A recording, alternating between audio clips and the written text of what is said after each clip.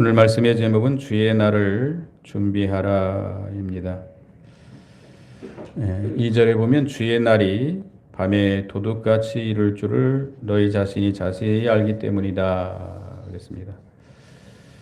사도 바울이 데살로니가 교인들에게 형제들아 하면서 때와 시기에 관하여는 너에게 쓸 것이 없다. 때라고 하는 것은 이 마지막, 세상 마지막 때를 가리킵니다. 이 세상은 하나님이 창조하신 세상이기 때문에 반드시 마지막이 옵니다. 또 시기는 날이라고 그러는데 무슨 날이죠? 주의 날. 주의 날은 뭐예요? 주님이 재림하시는 날. 주님 재림하셔서 이 세상을 불로 심판할 겁니다. 근데 그 주님의 날이, 세상 끝날이 어떻게 임해요? 뭐와 같이 임해요? 도적같이 임한다. 밤에 도둑이 오는 것처럼 알지 못하는 시간에 갑자기 임하게 된다. 이 마태복음 24장 42, 43절에 보면 그러므로 깨어있으라 어느 날에 너희 주가 임할는지 너희가 알지 못함이라 너희도 아는 바니 만일 집주인이 도적이 어느 경점에 올 줄 알았다면 깨어있어 그 집을 뚫지 못하게 하였으리라. 도적같이 주님이 임하시겠다고 이렇게 말씀했는데 우리도 잘 알죠? 배워서 잘 압니다. 주님이 언제 올지 우리는 알지 못하기 때문에 늘 깨어서 준비해야 돼요. 아직은 안 오겠지. 아마 우리 때는 안 오겠지. 10년 내에는 안 오겠지. 더디 오겠지라고 생각하는 자는 이 말씀을 믿지 않는 자들입니다. 이 말씀을 믿는 자, 주님이 도적같이 오리라고 믿는 사람은 어떻게 하죠? 주님이 오늘 지금 오실 줄 알고 깨어서 준비하는 자입니다. 우리도 주님이 오실 줄을 뭐같이 오실 줄 알아야 돼요? 도적같이 오실 줄 알아야 돼요. 주님이 언제 오실지 그 시간, 그 날짜 시간은 알 수 없어요. 누구만 알아요? 하나님 아버지만 알아요. 아들도 몰라요. 그러나 어느 때쯤 오겠다라고 알 수 있습니다. 여기 3절을 읽어보겠습니다. 3절 읽어봅니다. 시작. 그들이 평안하다 안전하다 할 그때에 임신한 여자에게 해산의 고통이 이른 것 같이 멸망이 갑자기 그들에게 이르니 결코 피하지 못하리라.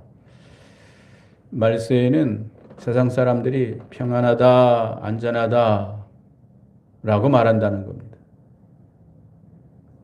전쟁이 없고 사회가 안정되고 경제가 부흥하고 발전해서 부족한 것이 없어요. 모든 것이 다 평안해요. 그러니까 노아 시대 사람들처럼 사람들이 어떻게 해요? 먹고 마시고 시집가고 장가가고 음란방탕하게 됩니다. 평안하다 안전하다. 우리에게는 절대로 심판이 임하지 않을 것이다.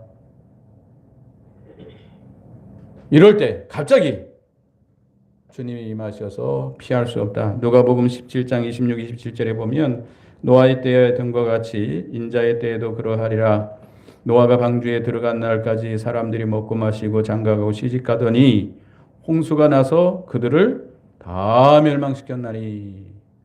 하나님께서 노아 시대 사람들에게 홍수로 멸할 것을 경고했습니까? 안 했습니까? 분명히 경고했어요. 그럼에도 불구하고 그 시대 사람들은 살기 좋으니까 홍수가 내리는 날까지 뭐 했어요? 먹고 마시고 시집가고 장가갔어요. 그러다가 그 심판을, 홍수를 피하지 못했습니다. 이 시대에도 마찬가지. 누구에게 뭐가 임하는 것처럼? 잉태된 여자에게 해산의 고통이 임해서 갑자기 해산하는 것처럼. 우리가 지금이야 뭐 병원에 가가지고 애기 때가 되면 한 달 전에 입원을 합니다. 대개 보면. 입원을 해가지고, 거기 가서 잘 이렇게 케어를 받아요. 그러다가 때가 돼도 안 나오면 어떻게 하죠? 주사를 놔가지고, 촉진제를 놔가지고, 낳게 하고, 아프면 뭘로 해도 진통제를 넣고, 낳다가 힘들면 또 어떻게 해요? 수술해가지고 빼내버립니다. 근데 옛날에는 그렇지 않았잖아요. 옛날에는 병원이 어디 있어요? 병원에 있어도 갈 형편이 안 되니까 10달 정도가 되면 아기가 나올 줄 알고 있지만 하도 바쁘니까 그 시대는 그래도 일을 했어요. 우리 어머니 시대는 다 일했잖아요. 우리 어머니가 우리 동생 지금 동생이 있는데 걔가 못 심을 때 5월 달에 났어요. 근데 어쩌다가 났냐면 만삭이 돼가지고 우리 집 논에 못 심는데 새거리 만들어 가다가 논두렁에서 났대요. 논두렁에서. 나는 모르지만 그랬대요. 아니 논두렁 가다가 날 줄 생각이나 했겠어요? 지금은 차마 그러지 않겠지라고 했지만 논두렁에서 났대요. 그러니까 해산의 고통이 갑자기 임하는 것처럼. 그러나 해산의 고통이 갑자기 임하지만 여러 가지 증상을 볼 때는 언제쯤 올 것이라고 알 수 있죠? 우리가 예수님이 언제 임하실지 정확한 날짜는 모르지만 뭘 보면 알 수 있어요? 징조들을 보면 알 수 있어요. 트르키에 터키라고 하는 것을 트리키아라고 말하는데 트르키에 지진이 일어나서 오늘 아침까지 몇 명이나 죽었다고 그래요? 4만 5천 명. 시리아에서는 얼마나 죽었는지 계산이 안 된대요. 왜냐하면 거기가 반군이 장악한 지역이라서 알 수가 없대요. 몇몇 명이 죽었는지 알 수가 없대요. 이렇게 지진이 크게 일어나서 소용없었는데 일본 같은 나라 아무리 지진 설계를 잘했어도 하나님이 흔들어 버리니까 10년 전에 동일본 지진 해가지고 쓰나미로 다 쓸어버리잖아요. 이 마지막 때 이런 지진과 기근과 전쟁과 난리와 난리의 소문과 또 이 코로나로 인한 전염병과 우리가 이런 여러 가지 징조를 보고 주님 오실 때가 가까운 줄 압니다. 특별히 예루살렘, 유대 나라, 이스라엘 나라가 국권을 회복하고 또 우리가 가장 객관적으로 주님이 오실 날이 임박했다는 것을 알 수 있는 게 뭐예요? 두 가지인데요. 이스라엘 나라가 국권이 회복된 거고 하나는 뭐예요? 복음이 어디까지? 땅끝까지 전파되는 걸 볼 때에 주님이 임박했다는 걸 알 수 있습니다. 오실 것을. 그러니까 우리는 그런 징조가 이루어지는 것을 보고 또 뭐 보고 우리가 알 수 있죠? 아이가 산모가 아이를 뵈면 점점점 아이가 커져갑니다. 그럼 언제쯤 아이가 나와요? 10달이 딱 되면 나와요. 그와 같이 이 세상의 죄악이 점점 죄악이 가득하다가 어디까지 차요? 하늘에 사무치기까지. 이 죄악이 커지면 반드시 뭐가 와요? 심판이 와요. 야고보서 1장 15절에 보면 욕심이 잉태한즉 뭐를 낳고 죄를 낳고 죄가 장성한즉 사망을 낳느니라. 우리는 여러 가지 징조를 보고 주님 오실 날이 가까운 줄을 압니다. 그러면 이때 우리는 어떻게 해야 되겠는가? 첫째는 깨어 근신해야 됩니다. 여긴 6절을 읽어보겠습니다. 6절 시작. 그러므로 우리는 다른 이들과 같이 자지 말고 오직 깨어 정신을 차릴지라. 깨어 강건 성경에는 깨어 근신하라 그랬습니다. 깨어 근신하라. 여기 4절부터 보면 형제들아 너희는 어둠에 있지 아니하며 그날이 도둑같이 너희에게 임하지 아니하리라. 못하리니 너희는 다 빛의 아들이요 낮의 아들이라. 우리가 밤이나 어둠에 속하지 아니하나니. 이 어둠에 있지 아니하는 자들, 낮에 속한 자들, 깨어 있는 자들은 주님의 날이 도적같이 임해요, 안 해요? 도적같이 임하지 않겠죠. 깨어 있으니까. 깨어서 준비하고 있기 때문에 주님이 오셔도 그게 무슨 갑자기 임한 그런 날벼락이지 아니지 않습니다. 날벼락이지 않습니다. 주님 오시는 날이 그 의외의 사건이 되지 않아요. 우리는 모든 징조를 보고 주님 오실 날이 가까운 줄 알고 깨어서 우리가 준비할 때는 주님 오시는 것이 의외의 사건이 되지 않습니다. 우리는 다 일반적으로 우리는 어디에 속한 자들이에요? 낮에 속한 자들이고 빛의 자녀들이에요. 그렇기 때문에 일반적으로는 우리가 이 주님의 날이 도적같이 임하지는 않지만 예수를 믿어서 구원받은 빛의 아들이 된 자녀들이라 할지라도 신앙에 잠들게 되면 또 술에 취하듯이 세상에 취하게 되면 뜻하지 않은 날, 알지 못하는 시간에 예수님이 도적같이 오시게 됩니다. 그러니까 예수를 믿어서도 우리의 신앙이 항상 어떻게 있어야 돼요? 깨어 있어야 돼요. 잠자면 안 돼요. 신앙이 아무리 좋은 사람도 잠을 잘 수 있습니다. 엘리야와 같은 훌륭한 선지자도 이세벨이 잡아 죽이려고 하니까 광야로 도망가가지고 로뎀나무 아래 쓰러져서 어떻게 해달라고 그랬어요? 죽여달라고 기도했어요. 요나 선지자도 훌륭한 선지자였지만 그가 니느웨 성이 망하는 것을 바라보고 앉아 있다가 그 햇빛에 너무 뜨거우니까 죽여달라고 했어요. 세례 요한은 얼마나 훌륭한 하나님의 사람입니까? 예수 그리스도를 정확하게 증거했던 세례 요한도 감옥에 들어가서 너무 오랫동안 고생하다 보니까 예수님에 대해서 의심이 생겼어요. 당신이 그리스도이십니까? 아니면 우리가 다른 그리스도를 기다려야 됩니까? 라고 제자들을 보내서 물어봤어요. 신앙의 잠이 든 거예요. 그러니까 우리도 다 신앙의 잠이 들었어요. 신앙의 잠이 든다고 하는 것은 육으로 기울어진 거예요.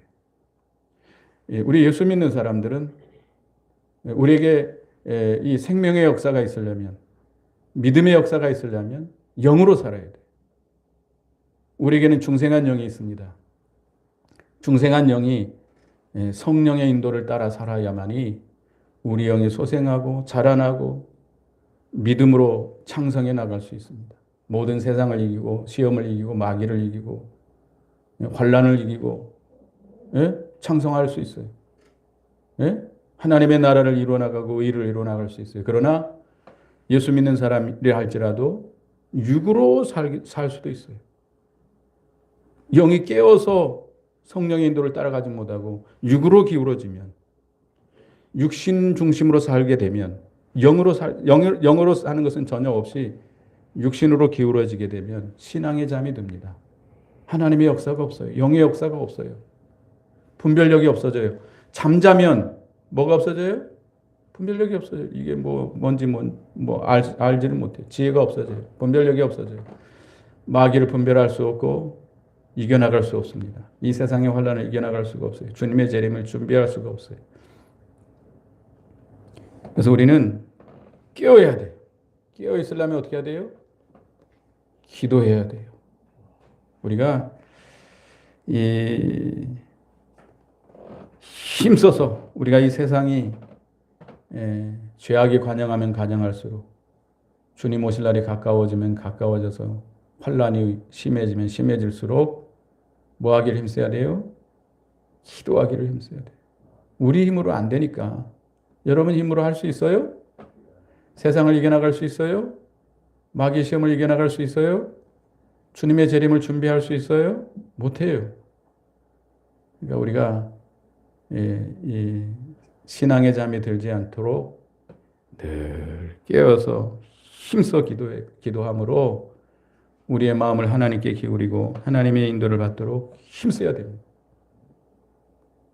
그리고 여기 또 깨어 있다고 하는 것은 취하는 자들. 여기 7절을 읽어보겠습니다. 7절. 7절 읽어봅니다. 시작. 자는 자들은 밤에 자고 취하는 자들은 밤에 취하되. 취하지 말아야 돼요. 그러니까 잠자지 말아야 되고 취하면 안 돼요. 뭐에 취하는 거죠? 세상에 취하는 거죠. 세상 포도주. 이 요한계시록 17장에 보면 음녀가 나옵니다. 음녀가 아름답게 치장을 하고 손에 금잔을 가지고 성도들을 취하게 만들어요. 음녀는 이 인본주의 세상을 가리켜요. 이 인본주의 세상이 세상의 문화, 문명, 세상에 있는 걸 가지고 우리를 거기에 빠지게 만들어요. 마귀가 뭐를 토해요? 물을 토해서, 물을 강같이 토해서 우리 믿는 자들로 떠내려가게 만드는 세상 물결, 세상의 풍부함, 세상의 오락, 세상의 쾌락, 세상 낙, 여기에 우리를 빠지게 만드는 거예요. 그러니까 세상이 풍족하면 풍족할수록, 살기 좋으면 좋을수록 신앙은 어떻게 돼요? 점점 내려가게 돼 있어요.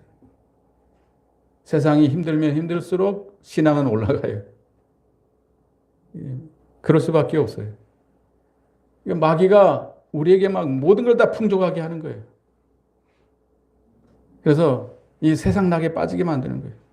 모세가 바로의 공주의 아들로 산다고 한다면 얼마나 풍족함을 누릴 수 있겠어요. 근데 그것을 다 거절하고 잠시 죄악의 낙을 누리는 것을 거절하고 하나님의 백성과 함께 고난받기를 더 즐거워했다고 그랬습니다. 우리는 세상에 빠지면 안 돼요. 야고보서 4장 4절에 보면 세상과 짝하는 것이 간음하는 하나님과 원수되는 행위라고 그랬어요. 세상은 자꾸 음녀와 같이 우리를 유혹합니다. 세상을 따라오라고, 세상에 도취하라고, 세상 포도주를 마시라고. 왜죠? 포도주 저는 한번 군대 가가지고 뭐 이렇게 성찬식 한다고 하는데 백포도주를 주더라고요. 뭐 어떻게 성찬식을 한다는데 마셨죠. 근데 저는 그 포도주를 그거 외에는 마셔본 적이 없어요. 근데 포도주가 달콤하다고 그러죠. 달콤하다고 계속 마시면 어떻게 돼요? 취해버려요. 정신을 잃어버려요. 이 세상에 있는 것들은 그와 같습니다. 세상에 있는 것들은 세상 문화, 오락, 뭐 여러 가지 다 요즘 뭐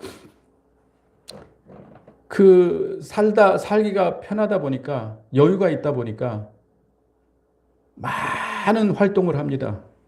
이 특별히 주말 되면 금요일 오후부터 저녁부터 시작해 토요일 주일날 쉬잖아요.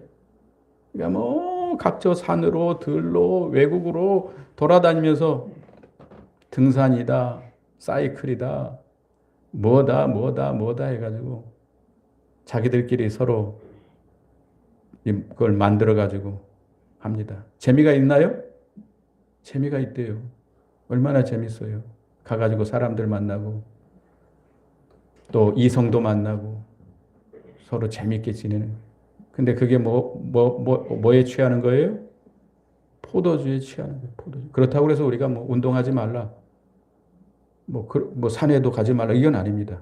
우리가 어떤 취미 생활도 할 수 있고 운동도 할 수 있습니다. 그러나 거기에 빠지면 안 돼요. 절제라고 해요. 우리가 항상 우리 예수 믿는 사람들은 절제해야 돼. 자기 다스려야 돼. 운동에 빠져가지고 계속 사람들과 만나가지고 운동하고 돌아다니고. 운동으로 끝나나요? 운동하는 사람들이 또 남아가지고 음식도 나눠 먹고 또 한 잔씩 하고. 예수 믿는 사람들은 그런데 빠지면 안 돼. 이게 세상 모든 게 다 그렇습니다. 겉으로 보기에는 화려해요. 멋있어요. 근데 거기 이면에는 여러 가지 가증스럽고 더러운 게 많습니다. 여러분들 한강에 나가면 테니스장이 있어요. 저는 모르는데 오석진 목사님이 이제 테니스를 좋아하다 보니까 여기 오시면 가끔 가서 치는데 낮에는 거기 가면 그 은퇴한 분들이 와가지고 테니스를 친대. 근데 거기 이제 회장이라는 분이 아줌마인데 그분하고 많은 대화를 하는 가운데 그런 얘기를 하더래. 여기 보면 그 은퇴해가지고 와가지고 자기 부부끼리 오는 사람은 거의 없대요. 와가지고 여기 운동하고 서로 끝나고 서로 만나고 그런 일들이 비일비재하대요. 불륜이라는 게 많대요. 뭐, 이 세상은 다 그렇습니다. 겉으로 보기에는 화려하고 멋있고 문화생활, 문명생활 하지만 그 속에는 더러운 면이 많아요. 우리가 거기에 빠지면 안 돼요.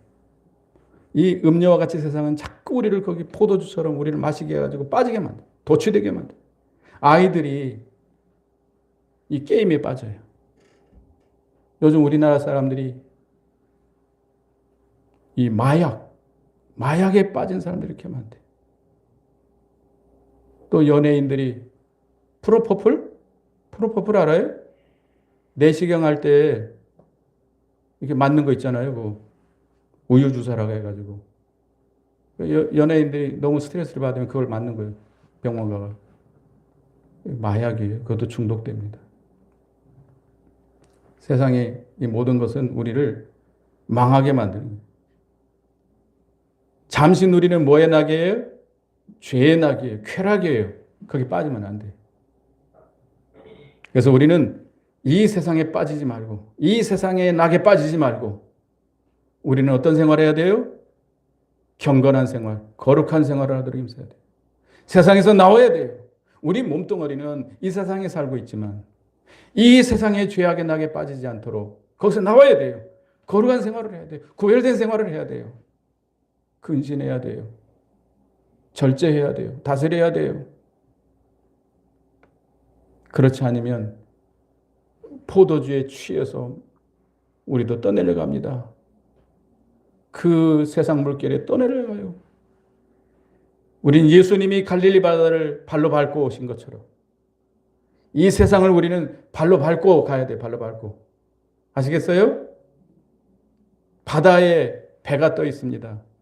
배가 가려면 바다는 반드시 필요합니다. 그러나 배가 바다에 빠지면 돼요? 안 돼요? 빠지면 망하는 거예요. 이 세상에 있는 모든 것들은 우리가 살아가는데 반드시 필요한 것들이에요. 그러나 거기에 빠지면 안 돼요. 세상에 빠지면 안 돼요. 세상을 어떻게 해야 돼요? 발로 밟고 가야 돼요. 베드로가 예수님을 바라보고 갈 때는 발로 밟고 갔어요. 우리도 주님만 바라보고 이 세상을 이기고 나가야 돼요. 발로 밟고 나가야 돼요. 거기서 나와야 돼요. 거룩한 생활을 해야 돼요. 그렇지 않으면 빠집니다. 깨어 일어나야 돼요. 여호와를 앙망하는 자는 새 힘을 얻어서 독수리가 날개치면 올라가 같이 올라가야 돼요. 저 신령한 세계를 향해서 올라가야 돼요. 예수 믿는 사람 마지막 시대가 되면 될수록 잠자지 말고 취하지 말고 어떻게 해야 돼요? 깨어야 돼. 깨어 근신해야 돼요. 거룩한 생활을 해야 돼요. 그래야 주님의 날을 준비할 수 있고 주님을 영광 가운데 영접할 수 있습니다. 그 다음에 두 번째는 우리가 이 마지막 시대에 해야 될 일이 뭐냐? 믿음과 사랑과 소망으로 행하라. 8절을 읽어보겠습니다. 8절 시작. 우리는 낮에 속하였으니 정신을 차리고 믿음과 사랑에 호신경을 붙이고 구원의 소망의 투구를 쓰자.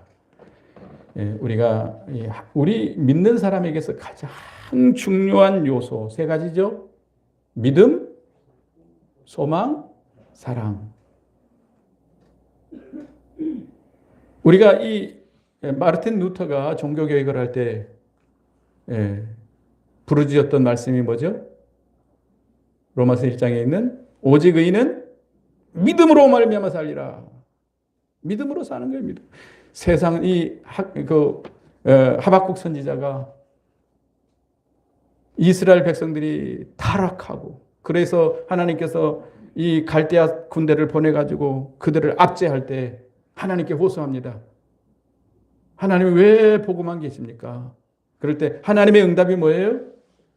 오직 의인은 무엇으로 살리라? 믿음으로 살리라. 아무리 교회가 타락하고 다 성도들이, 교회들이 다 인본주의로, 세속주의로 흘러갈지라도, 또 세상에 환란이 심하고 핍박이 심한다 할지라도, 의인은, 예수 믿어 구원받은 의인은 무엇으로 말미암아 산다? 믿음으로 살아라. 믿음으로. 요한일서 5장에 보면 세상을 이기는 이김은 이것이니, 무엇이 세상을 이길 수 있어요? 믿음이에요. 믿음. 예수 그리스도를 믿는 믿음으로 말미암아 세상을 이겨나갈 수 있습니다. 아무것도 없어요. 믿음으로만, 오직 믿음. 히브리서 11장에 있는 말씀이 뭐예요? 믿음은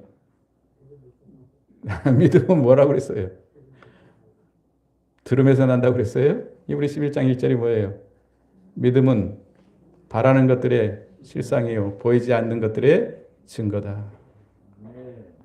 믿음으로 세상을 이기고, 믿음으로 하나님의 나라를 이루어 나가고, 믿음으로 하지 않는 것은 다 뭐다? 죄다.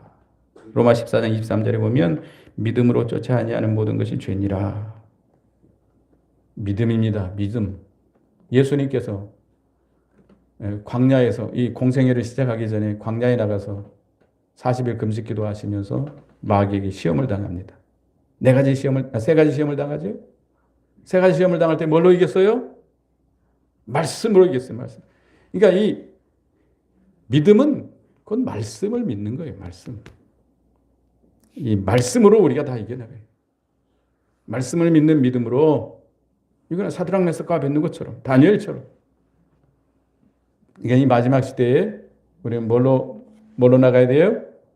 믿음으로. 오직 의인은 믿음으로 말미암아 살리라. 그 다음에 너희는 무엇보다도 사랑하기를 힘쓰라. 베드로전서 보겠습니다. 베드로전서 여기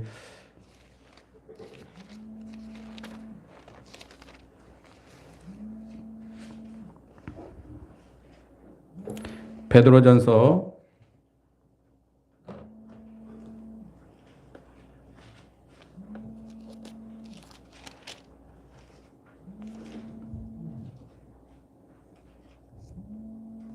4장 8절, 7절, 8절 읽어봅니다. 7절, 8절. 베드로전서 4장 7절, 8절 같이 읽습니다. 시작. 만물의 마지막이 가까웠으니 그러므로 너희는 정신을 차리고 근신하여 기도하라. 무엇보다도 뜨겁게 서로 사랑할지니 사랑은 허다한 죄를 덮느니라. 만물의 마지막이 가까웠으니 무엇보다도 뭘 하라? 사랑하라. 사랑하는데 어떻게 사랑하라? 뜨겁게 사랑하라.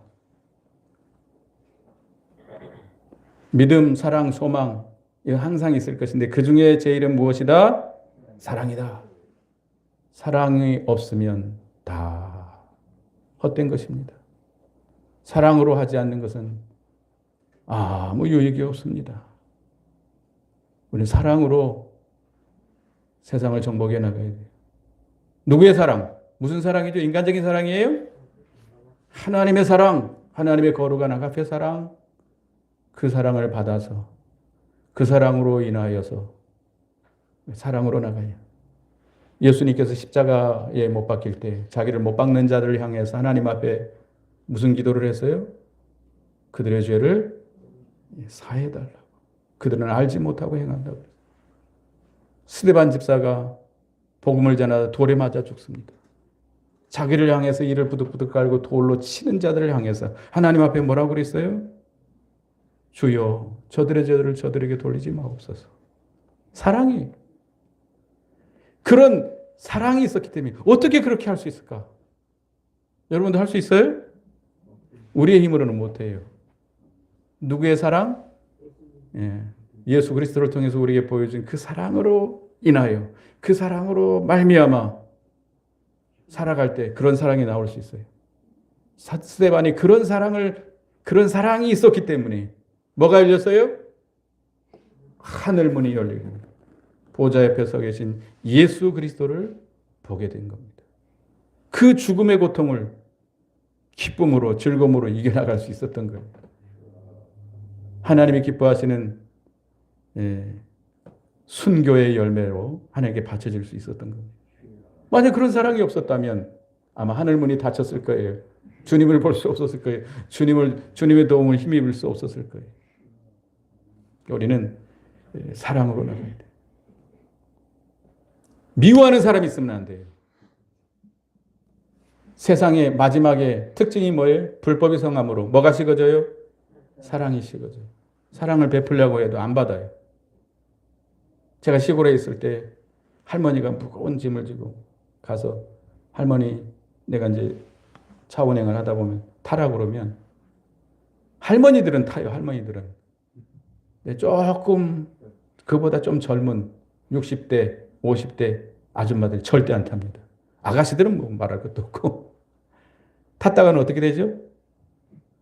어디로 끌려가서 어떻게 될지 모르니까 안 타요. 타라 그러면 저만큼 가버려요. 안 그러면 뒤로 가든지. 이렇게 세상이 사랑이 식어진 세상이 됐습니다. 그럴지라도 우리는 하나님의 사랑, 그 거룩한 사랑으로 우리가 사랑해야 됩니다. 그 다음에 소망의 투구. 이 소망의 투구라고 그랬죠? 구원의 소망의 투구. 소망이 있어야 돼. 뭐에 대한 소망? 구원에 대한 소망. 구원의 확신과 구원에 대한 소망을 가지고 나가야 우리가 이 마지막 환난 때를, 이 환난의 고난을 참고 견디고 이겨나갈 수 있습니다. 소망은 배의 먹과 같아요? 배의 먹과 같아요? 닭과 같아요. 흔들리지 않아요. 아무리 세상이 물결이 강하게 일어나고 미혹이 온다 할지라도 하나님의 소망에 구원의 소망이 있는 자들은 흔들리지 않습니다. 흔들리지 않냐고 참고 견디고 이겨나갈 수 있어요. 소망이 있기 때문에. 소망이 없기 때문에 요즘 젊은 사람들에게 가장 우리나라 특별히 대학 졸업한 젊은이들에게 가장 악한 지금 문제가 되는 게 뭐냐? 아이들에게 뭐가 없어요? 소망이 없대요. 소망이. 결혼에 대한 소망, 가정을 이루겠다는 소망, 평생 직장에 대한 소망이 없대요. 그래가지고요, 이 아이들이 수십만 명이 직업도 안 갖고요, 집에서 처박혀가지고 운동 생활한대요. 애들이 이상해진대요. 죄송합니다만은 그런 애들이 수십만 명이래요. 왜냐하면 직장을 가질 수가 없어요. 결혼 포기. 하면 잘못하면 또 이혼당하면 어떻게 될까? 뭐 이런 여러 가지 것 때문에 하여튼 소망이 없는 게 참 우리 한국 장래 미래가 희미해지고 있습니다. 그래서 참 아이들을 낳지 않아서 지금 학교가 없어져요. 도봉 무슨 고등학교 없어졌죠? 여기 여기 신양초교도요. 입학생이 몇 명 안 된대요. 신양초교 같은 경우도. 어린이집이 1년에 수천 개씩 없어진대요. 문을 닫는데. 대학교? 군대도 없어진대요. 군대도. 왜? 아이를 안 낳으니까. 군인도 이제 없어요. 이제 앞으로 전쟁하려면 로봇들이 싸워요. 로봇들. 안 그러면 저 동남아 같은 데서 군인들을 사와야 돼요. 직장에 가면 우리 한국 청년들은 거의 없습니다. 다 동남아 사람들. 그와 같이 이제 앞으로 군인들도 이제 모든 사람들이 외국인들이 참 어려운 세상인데, 하여튼 뭐 소망의 구원의 확신, 구원의 소망을 가져야 되겠고요. 그다음에 세 번째는 주님으로 말미암아 살아야 됩니다. 주님으로 말미암아. 여기 10절을 읽어보겠습니다. 10절, 11절 시작. 예수께서 우리를 위하여 죽으사 우리로 하여금 깨어있든지 자든지 자기와 함께 살게 하려 하셨느니라. 그러므로 피차 권면하고 서로 덕을 세우기를 너희가 하는 것 같이 하라. 하나님께서 우리를 구원하신 목적은 살든지 죽든지 우리가 예수 그리스도와 함께 살게 하기 위한 것. 우리는 사나 죽으나 다 주님의 것이고 주와 함께 살아야 된다. 로마서 14장 7절 8절에 보면 우리 중에 누구든지 자기를 위하여 사는 자가 없고 자기를 위하여 죽는 자도 없도다. 우리가 살아도 주를 위하여 살고 죽어도 주를 위하여 죽나니 그러므로 사나 죽으나 우리가 누구의 것이로다? 주의 것이로다. 우리는 주님으로 말미암아 살아요. 주 안에서 그를 힘입어서 주님으로 말미암아 주님을 위해서 주님으로 말미암아 살아가야 돼요. 빌립보서 1장 21절에 보면 이는 내게 사는 것이 그리스도니 죽는 것도 유익하다. 사도 바울의 신앙이 사는 것이 뭘로 살아요? 그리스도로. 그리스도의 생명. 나는 그리스도와 함께 십자가에 어떻게 됐어요? 못 박혀 죽었어요. 내 속에 누가 살아계시는 거예요? 예수 그리스도. 내 속에 살아계신 예수 그리스도의 생명으로 사는 거예요. 그 연합된 생명으로. 그리스도로 인하여, 그리스도를 위해서, 그리스도로 말미암아, 그리스도로 인해서 그리스도의 능력을 힘입어서 살아가야 돼요. 이것이 생명 있는 신앙생활이에요. 내가 하는 게 아니에요. 내가 하는 게 아니에요. 내가 주체가 되는 게 아니에요. 나는 이미 내 주체는 다 어떻게 됐어요? 십자가에 못 박아 죽었어요. 이제 내 속에 살아있는 예수 그리스도의 새 생명으로 그를 힘입어서 그로 말미암아 그를 위해서 우리는 사나 죽으나 누구의 것이에요? 주님의 것이요. 피로 값주고 사신 주님의 것이에요. 주님으로 말미암아 주님을 힘입어 살아야 돼. 우리가 고린도전서 3장에 보면 자기로 말미암아 사는 자, 자기를 위해서 사는 자는 풀과 나무와 집으로 진 자와 같아가지고 공력이 날 때는 다 불에 타서 없어집니다. 그러나 우리가 주님으로 말미암아 주님을 힘입어서 주님으로 인해서 사는 자들은 뭘로 지은 집과 같아요? 금과 은과 보석으로 지은 집과 같아요. 그 공력이 영원히 남는다고 했습니다. 우리가 주님의 말씀대로 살아가되 주님을 힘입어서 주님으로 말미암아 주님의 생명으로 주님으로 인하여서 그 인도를 받아서 주님이 주시는 힘으로 주님의 말씀으로 주님을 위해서 살아가야 돼. 주 안에서 주님으로 말미암아 사는 겁니다. 이게 참 신앙생활이에요. 그것만이 영원히 남습니다. 그것이 주님의 재림을 준비하는 겁니다. 그런 자는 누구에게 덕을 끼쳐요? 누구에게 덕을 끼쳐요? 다른 사람에게 덕을 끼칩니다. 믿음에 뭘 더하라 그랬어요? 덕을 그랬습니다. 여러분들이 진짜 믿는 생활을 한다고 한다면 다른 사람에게 뭘 끼쳐요? 덕을 끼치고 유익을 끼쳐요. 근데 이 신앙생활을 잘못하는 사람들이 많아요. 다른 사람들이 어떻게 되든지 말든지 나만 은혜 받으면 된다. 다른 사람들이 뭐 싫든지 좋든지 손해를 보든지 불쾌하든지 생각 안 해요. 제가 그랬죠. 어떤 목사님은 교회 앞뒤로 그냥 교회 차 이름을 크게 다 붙여놓고 신호를 어기고 다녀요. 얘놈들아, 난 주님의 일을 하는 사람들이야. 내가 신호 좀 어긴다고 뭐 대수냐? 그게 잘못된 생각. 여러분들이 진짜 진정으로 주님으로 말미암아 산다면, 사랑으로 산다면 다른 사람이 유익을 끼쳐야 돼요. 내 행위가, 내가 하는 이 언사가 다른 사람에게 유익을 끼치고 있는지 해를 끼치고 있는지 알아봐야 돼. 알아야 돼. 다른 사람이 유익이 안 된다면, 덕이 안 된다면 하지 말아야 돼. 알겠어요? 네. 그래서 오늘 주님의 날을 준비하라. 첫째는 주님의 날은 뭐와 같이 임한다? 도적같이 임한 줄 알고 깨어서 근신하고. 두 번째는 뭘로 행해야 돼요? 신망에 믿음, 사랑, 소망으로 행하고. 세 번째는 주님으로 살아라. 기도하겠습니다. 하나님 은혜 감사합니다. 주님의 날이 도적같이